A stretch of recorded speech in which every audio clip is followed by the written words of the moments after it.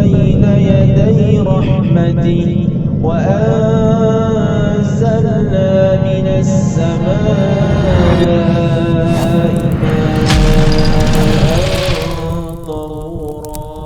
Bismillahirrahmanirrahim. Alhamdulillahirabbil alamin wassalatu wassalamu ala asyrafil anbiya'i wal mursalin wa ala alihi wa sahbihi ajmain.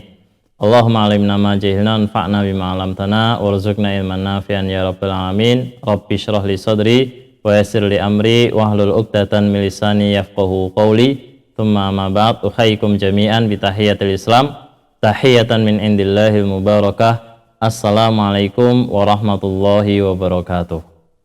Alhamdulillah, senang sekali bisa berjumpa kembali dengan pemirsa channel Masjid TV, media dakwah untuk Islam yang rahmatan lil alamin.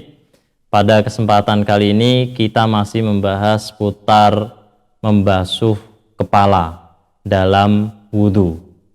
Para ikhwan sekalian, kita akan membahas di antara bagian yang diperselisihkan oleh para ulama tentang membasuh kepala, yaitu membasuh peci atau imamah. Imamah, sorban yang menutupi kepala, atau dalam budaya kita di Indonesia misalkan dalam bentuk peci seperti yang saya pakai seperti ini.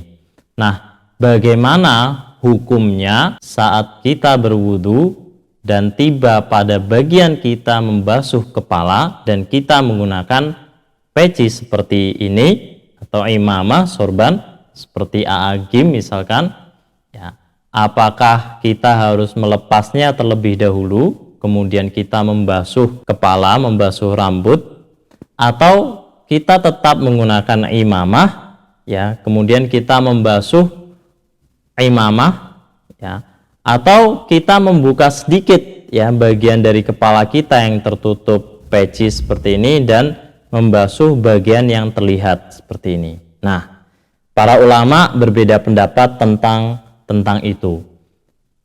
Imam Ahmad bin Hambal, kemudian Abu Thawr, kemudian mazhab Adz-Dzahiri, mereka berpandangan bahwa boleh bagi orang yang menunaikan wudhu apabila dia menggunakan imamah atau peci dan saat tiba dia akan mengusap rambut atau kepala, tidak melepas pecinya, tidak melepas imamahnya, tetap dipakai dan cukup membasuh bagian atas imamah. Ada yang berpendapat, ya, harus dibuka terlebih dahulu, kemudian, ya, yang diusap adalah nasiyah, yaitu ubun-ubun dan imamah. Ada yang berpendapat seperti itu. Namun pendapat mayoritas ulama dari kalangan madhab al-Hanafiyah, kemudian al-Malikiyah dan asy-Syafi'iyah, mereka berpendapat bahwasanya tidak boleh membasuh imamah atau membasuh peci saat kita untuk menggantikan membasuh kepala atau rambut. Nah, argumen apa yang mereka gunakan dalam hal ini, atau masing-masing pihak gunakan dalam hal ini? Bagi mereka yang berpendapat bolehnya membasuh peci atau imamah, mereka mendasarkan pandangan ini pada riwayat hadis dari Al-Mughirah yang diriwayatkan oleh Imam Muslim. Yang jelas hadis ini sahih karena diriwayatkan oleh Imam Muslim dalam kitab Sahih Muslim. Bahkan ada dua hadis yang diriwayatkan oleh Imam Muslim, yang satu dari Mughirah, yang satu dari Amr bin Umayyah radhiyallahu anhuma. Teksnya seperti ini. Jadi mashul imamah, ya, imamah ini bisa kita artikan sorban yang menutup kepala atau peci, itu hukumnya jaizun, boleh, ya. Ini diantaranya berpandangan seperti ini, yaitu Imam Ahmad, Abu Thawr, kemudian Adz-Dzahiriyah, pengikut mazhab Adz-Dzahiri. Ya. Argumennya apa? Yang pertama, hadis dari Anil Mughirah radhiyallahu anhu, anna Nabiyya sallallahu alaihi wasallam tawadda'a beliau berwudu, famasaha, kemudian beliau membasuh binasiyatihi, ubun-ubunnya, wa alal imamah wal khuffain, dan kaos kaki. Ya. Kemudian hadis yang kedua ini sama-sama diriwayatkan oleh Imam Muslim. An Amr bin Umayyah radhiyallahu anhu, ra'aitun nabiyya sallallahu alaihi wasallam, aku melihat Nabi sallallahu alaihi wasallam kaos kaki. Ya, kaos kaki. Jadi dua hadis ini sama-sama diriwayatkan oleh Imam Muslim dan itu hadis yang sahih. Jadi mereka berpandangan dengan hadis ini, yang mendasarkan dengan hadis ini bahwa Nabi Shallallahu Alaihi Wasallam berwudu kemudian mengusap ubun-ubunnya, kemudian juga bagian imamah dan kaos kaki. Kemudian diriwayatkan oleh Imam Muslim dari Amr bin Umayyah radhiyallahu anhu yang mengatakan, aku melihat Nabi Shallallahu Alaihi Wasallam yamsahu, mengusap bagian atas imamah wal khuf, kemudian dan juga kaos kaki. Nah, ini pandangan para ulama, diantaranya Imam Ahmad, Abu Thawr, dan Adh-Dhahiriyah, yang memandang bolehnya mengusap imamah. Nah, berikutnya, bagi mereka yang melihat bahwasanya mashul imamah, mengusap imamah itu hukumnya tidak boleh, mereka mendasarkan beberapa alasan. Ya. Di antaranya mereka menganggap riwayat ini diperselisihkan, ya. Jadi riwayat ini mereka ada musihhati tilka riwayah. Mereka berpandangan bahasanya dua riwayat itu tidak sahih. Kemudian yang kedua, ya, riwayat itu berselisihan. Ar-riwayah tu'aridu atau tukhaliful ayah. Dua riwayat ini menyelisihi apa yang ada dalam ayat. Dalam surat Al-Maidah ayat 6, Allah Subhanahu wa taala kan berfirman, ya ayyuhalladzina amanu idza qumtum ilas sholati faghsilu wujuhakum wa aydiyakum ilal marafiqi wamsahu biru'usikum, dan usaplah kepala kalian. Sangat jelas dalam ayat itu Allah Subhanahu wa taala menyampaikan usaplah kepala kalian. Maka harus ada ilsak di situ.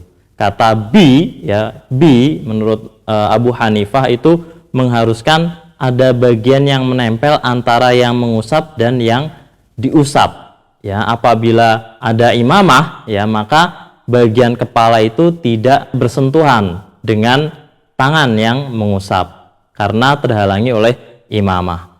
Jadi bertentangan dengan ayat, sehingga tidak boleh, ya, mengusap di atas imamah. Kemudian yang ketiga, adamu ishtihar, perbuatan atau perilaku mengusap imamah itu berasal dari hadis ahad yang tidak populer, Dalam mazhab Imam Malik yang mensyaratkan, ya, amal ahlul Madinah atau perbuatan orang-orang Madinah sebagai bagian dari sumber hukum, perbuatan mengusap imamah itu tidak populer di kalangan mereka, sehingga karena tidak populer sehingga tidak bisa dijadikan sebagai sumber hukum. Maka mereka menganggap, ya, dalam mazhab Malik yang mensyaratkan istiharul amal, populernya suatu perbuatan, ya, mereka menganggap bahwasanya karena perbuatan ini tidak populer di kalangan mereka, ya, tidak masyhur, ya, hadis ini tidak masyhur di kalangan mereka, sehingga mereka menganggap bahwasanya mashul imamah atau mashul alal imamah itu hukumnya tidak boleh. Kemudian yang keempat, ya, haditsun ma'lul. Hadis tersebut ma'lul. Ma'lul itu ada illah. Illah itu ada cacat, ya, cacat dari segi makna. Jadi seperti ini, dua riwayat ini, ya, dianggap saling bertentangan, padahal sama-sama diriwayatkan oleh Imam Muslim. Bagaimana pertentangannya? Kita lihat Rasulullah SAW berwudu kemudian mengusap bagian nasiyah, ubun-ubun, wa alal imamah, dan peci. Tapi di riwayat yang kedua Rasulullah SAW mengusap alal imamah, tidak disebutkan di situ mengusap ubun-ubun. Jadi semacam ada dua perilaku yang saling bertentangan antara mengusap ubun-ubun dan imamah, dan mengusap imamah saja tanpa mengusap ubun-ubun. Jadi prakteknya kalau riwayat pertama, misalkan saya berwudu, kemudian pada saatnya sampai pada bagian mengusap kepala, saya buka bagian peci saya sedikit ya, sehingga terlihat bagian ubun-ubun, kemudian saya mengambil air, kemudian saya usap ubun-ubun ya, kemudian juga di atas imamah. Tapi pada riwayat yang kedua, ketika saya sampai pada bagian kepala, saya tidak membuka peci, langsung mengusap bagian atas imamah. Nah, dua riwayat ini dianggap saling bertentangan, Maka ya, hadis tersebut maklul, ada illah di dalamnya, ada cacat di dalamnya. Berdasarkan 4 alasan ini, para ulama dari kalangan Syafi'iyah, Hanafiyah, dan Malikiyah, mereka menganggap bahwasanya al-mashu 'alal imamah, mengusap atas kepala itu hukumnya tidak boleh. Nah, inilah para ikhwan sekalian perselisihan para ulama tentang mengusap bagian kepala. Nah, sedikit tambahan dari saya para ikhwan sekalian, bahwa mereka yang membolehkan al-mashu 'alal imamah itu juga mengkiaskan mashu 'alal khuf, yaitu mengusap kaos kaki. Insya Allah nanti kita akan membahas tentang permasalahan mengusap kaos kaki.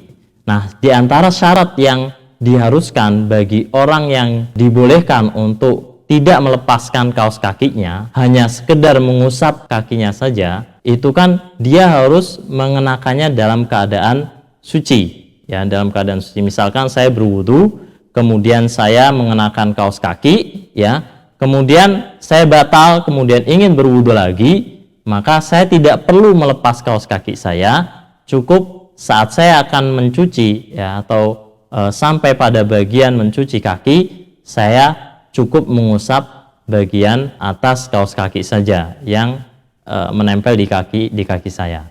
Nah, karena kias mashul 'alal imamah dikiaskan dengan mashul khuf, mengusap kaos kaki, maka disyaratkan bagi mereka yang akan mengusap imamah atau mereka yang tidak perlu melepas imamah, mereka harus memakai peci dalam keadaan suci. Jadi misalkan saya berwudu, ya, kemudian saya pakai peci, ya, kemudian saya kan dalam keadaan suci. Nah, kemudian saya batal, kemudian ingin berwudu lagi, maka boleh saya mengusap peci saja tanpa melepas peci saya. Tapi kalau misalkan saya bangun tidur, kemudian memakai peci, ya, kemudian ingin berwudu, maka saya harus melepas peci saya. Kenapa? Karena saya memakai peci tidak dalam keadaan suci. Nah, inilah tambahan sedikit dari saya seputar mashu 'alal imamah. Semoga ada manfaatnya bagi para ikhwan sekalian seputar hukum mashu 'alal imamah saat berwudu. Barakallahu fikum, hadanallahu yakum wa afu minkum, wallahu a'lam bishawab. Subhanakallahumma bihamdika, asyhadu an la ilaha illa anta, astaghfiruka wa atubu ilaik. Assalamualaikum warahmatullahi wabarakatuh. Baina yaday rahmati wa anzalna minas samaa